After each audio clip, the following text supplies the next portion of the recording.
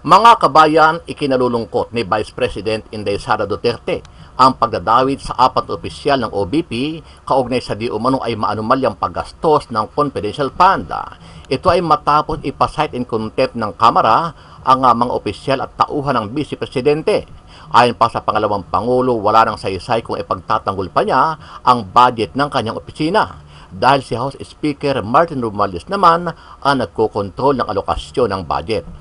Dahil dito sinagot naman Speaker Romualdez itong si VP Sara at sinabing dapat na itong humarap sa pagdinig sa Kamara at huwag na niyang idawit pa ang kanyang mga empleyado para hindi na madamay ang mga ito sa issue. Okay, dapat na siya sumipot at mag-oath at magsalita at mag-explika kasi lahat ng mga opisyalis niya siya lang yata may alam kung ano nangyari sa mga pondo kaya dapat siya na mag-explika. Huwag na lang yung bigay sa mga officials ng OVP o sa DepEd. Sana lang magsalita. Yun na lang po. Samantala, nakatakda naman sa November 26 ang huling pagdinig ng Senado ukol sa Philippine Offshore Gaming Operator o POGO, kung saan ay sinabi ni Senator Risa Hontiveros na meron siyang ibubunyag ng mga bagong impormasyon na di umano ay espiya ng China sa Pilipinas.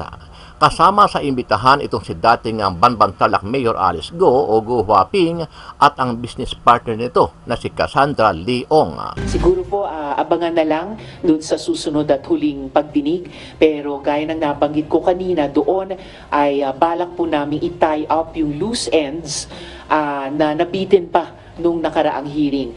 Yung mga explosive na revelations doon sa Al Jazeera interview na finalo up po ng aming Zoom interview doon sa isang nakasama ni Shi Zhejiang doon sa bilangguan sa Thailand. At syempre, yung ding misteryosong persona ni Mary Ann Maslog.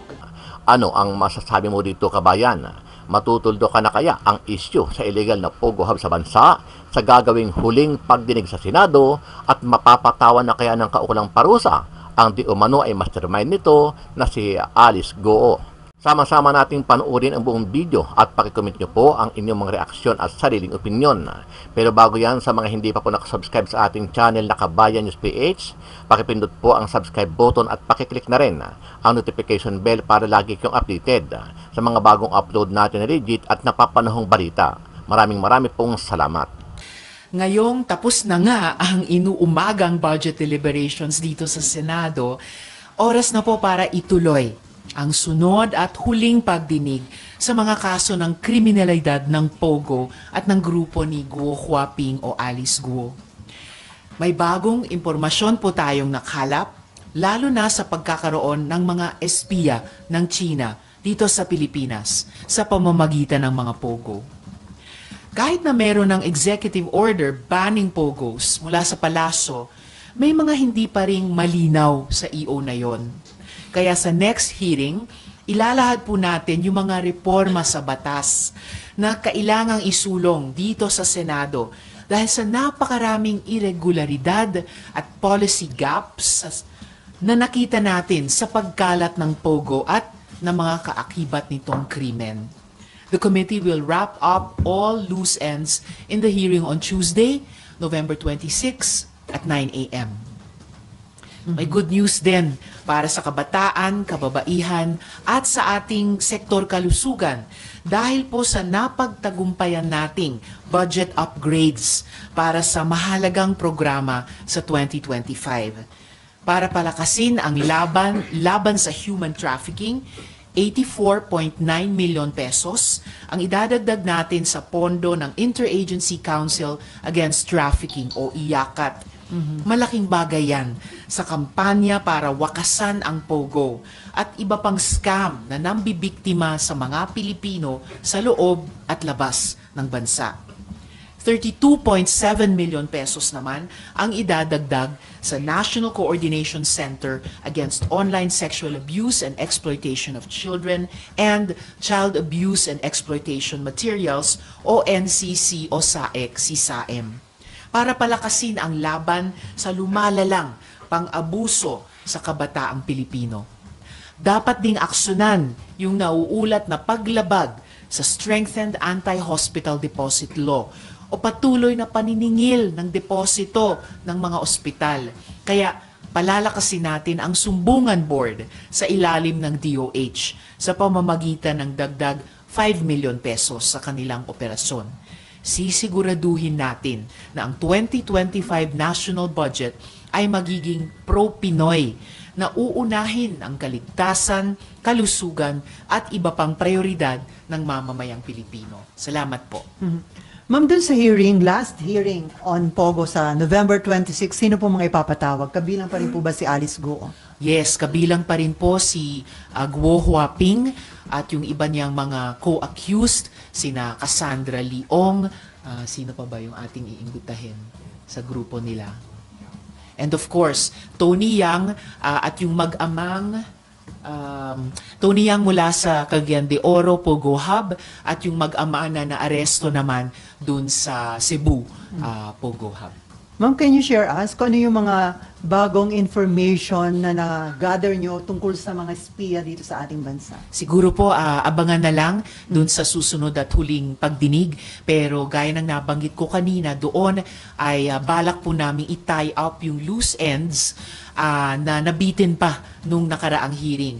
Yung mga explosive na revelations doon sa Al Jazeera interview na finalo up po ng aming Zoom interview doon sa isang nakasama ni Shi Zhejiang doon sa bilangguan sa Thailand. At syempre, yung ding misteryosong persona ni Mary Ann Maslog. Pero ma'am, nagkaroon ba kayo ng communication doon sa nakadetain sa Thailand kay si Zhejiang? Shi Zhejiang.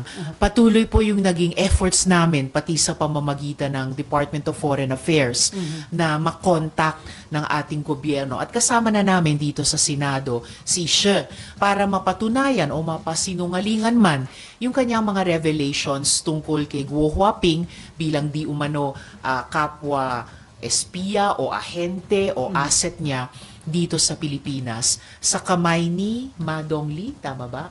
Sa kamay ni Madong Lee.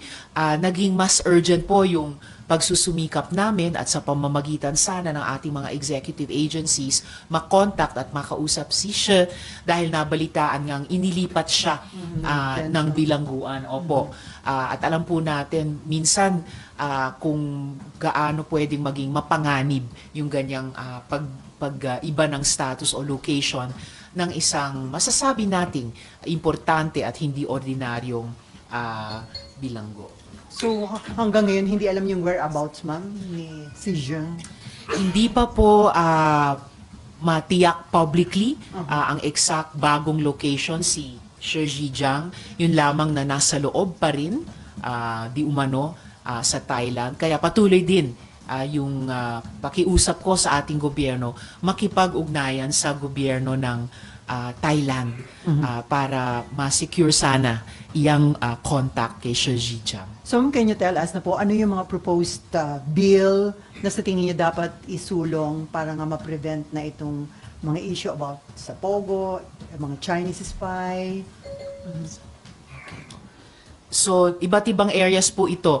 Kasama na yung DSWD response sa ating mga Pogo victim survivors. Yung usapin din ng oversight sa implementasyon ng ating agrarian reform laws dahil nga dun sa pagpapagamit sa Pogo pala nung lupang tinayuan ng Pogo hub sa Porac, pero nauna nang na-i-award dapat sa mga agrarian reform beneficiaries, pati po yung usapin ng fake birth certificate. So yung paghihigpit ng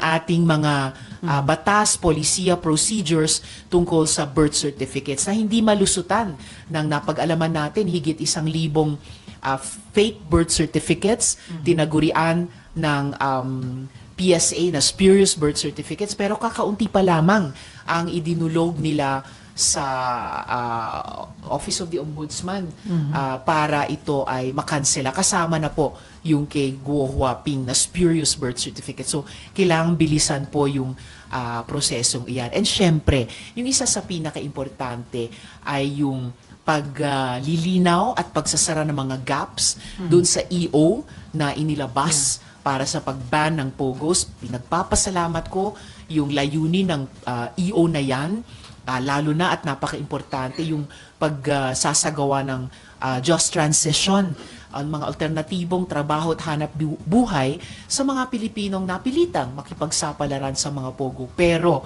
may mga importanteng malalabo pa o outright loopholes pa dun sa EO.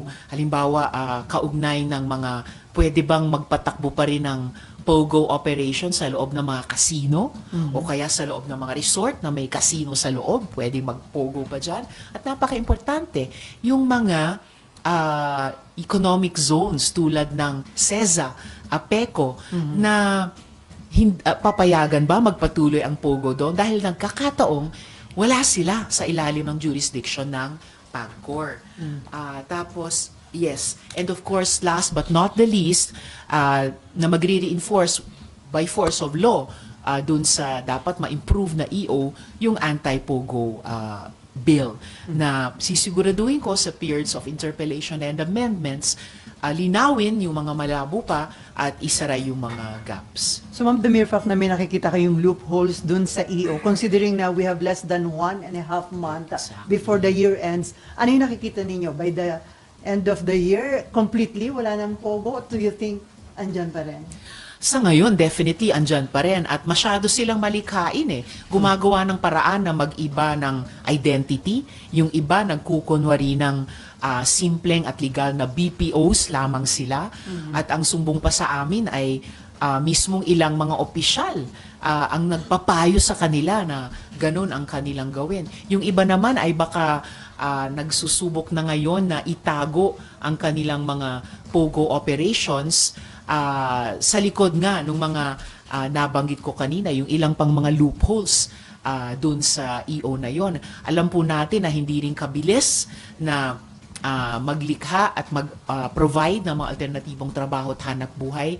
Kaya mabutit, nabalitaan po namin, nagdadaos at magdadaos pa ang DOLE ng mga job fairs. At sana i-maximize po nila iyan, face-to-face job fairs, yung pag-extend ng reach ng job fairs na iyon sa pamamagitan ng mga online na job offers sa ating mga dating POGO workers. Pati nga po yung maximize nila sa presensya at mga programa ng mga peso sa ating mga LGU para mag-reach out.